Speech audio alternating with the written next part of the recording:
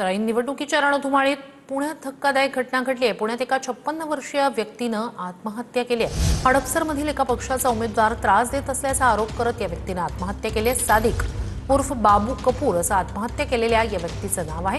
पुण्यातील लष्कर भागात असलेल्या त्यांच्या ऑफिसमध्ये गळफास घेत त्यांनी आत्महत्या केली। आत्महत्या करण्याआधी सादिक कपूर यांनी त्यांच्या हातावर आणि कागदावर सुसाईड नोट लिहिली होती। यात अनेकांची नावं आहेत। त्यातील एक नाव अजित पवारांच्या राष्ट्रवादीचे हडपसर भागातले उमेदवार फारुख शेख यांचंही आहे। तर आत्महत्या करण्यापूर्वी सादिक कपूर यांनी प्रशांत जगताप यांना पत्र लिहिल्याची माहितीही समोर येते।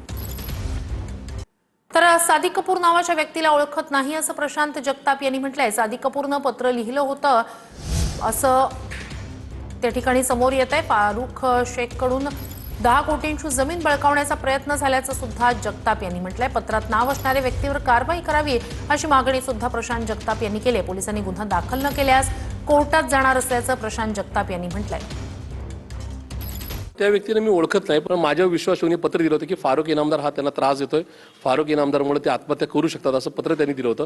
तसा मायना पण त्यांनी दिला, म्हणजे मी वायना वाचून दाखवेल की त्यांनी मला दिलं की माननीय प्रशांतदादा जगताप साहेब फारुख यासीन इनामदार हा टिंब टोळीचा आका आहे।